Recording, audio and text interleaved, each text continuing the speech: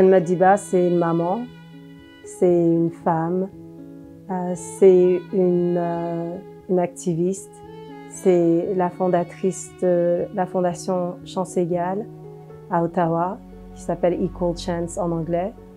C'est aussi la fondatrice de la Fondation canadienne des Noirs sans-abri, qui est une fondation à travers le Canada qui travaille avec les personnes qui sont malheureusement forcées par les circonstances de vie à vivre dans l'itinérance, pour les aider à sortir de l'itinérance, mais à en sortir vraiment complètement et devenir les personnes qu'ils savent qu'ils peuvent devenir dans la société. Ce qui m'a motivée à m'engager dans la défense des droits des femmes et des enfants, mais aussi des droits de la personne, c'est déjà d'avoir vécu certaines choses personnellement qui m'ont vraiment impactée, notamment beaucoup de racisme à un moment donné dans un emploi précédent qui m'a marqué, qui a marqué plusieurs de mes collègues et qui nous a poussés à réfléchir à une autre manière. L'expérience personnelle que j'ai vécue, j'ai parfois beaucoup de difficultés à en parler. J'étais jeune, une jeune maman, j'allais avoir mon premier enfant et je n'avais pas énormément d'argent. J'avais trouvé un emploi et je m'étais dit que ça allait être vraiment l'emploi de ma vie où j'allais rester là. On faisait énormément de travail et c'était un travail communautaire, c'était un travail social sur la scène locale, nationale et internationale. Et on était 4 employés noirs. Mes collègues vivaient déjà énormément de difficultés avec leurs superviseurs directement. Et moi, bon, il y avait certaines difficultés, mais c'était pas à leur niveau, quoi. Mais on se soutenait souvent entre nous, les 4 personnes. Et donc moi, quand je suis tombée enceinte, à 7 mois et demi, 8 mois, parce que je marchais de la maison jusqu'au travail, j'avais demandé si je pouvais partir en congé maternité. Et c'est là que mon expérience douloureuse, elle commence.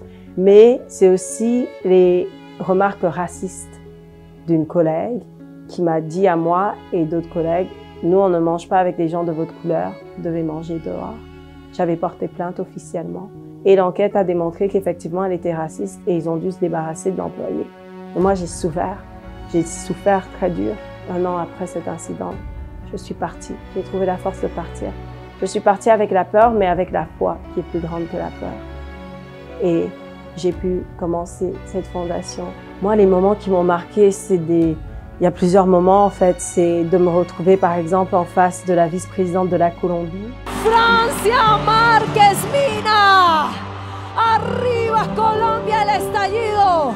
Dans un moment de transformation pour la Colombie, Francia Elena Márquez Mina a accédé au poste de 13e vice-présidente du pays, marquant une étape significative en tant que première femme noire à occuper cette fonction. Née dans le village de Yolombo, dans la municipalité de Suarez, département du Cauca, le parcours de Márquez depuis ses humbles débuts jusqu'aux plus hautes sphères du pouvoir politique est tout simplement extraordinaire. La vice-présidente des États-Unis, de pouvoir travailler pour des magazines comme Elle, aujourd'hui Rolling Stone, qui est un grand magazine iconique quasiment, très connu à travers le monde, ça c'est des moments qui me touchent.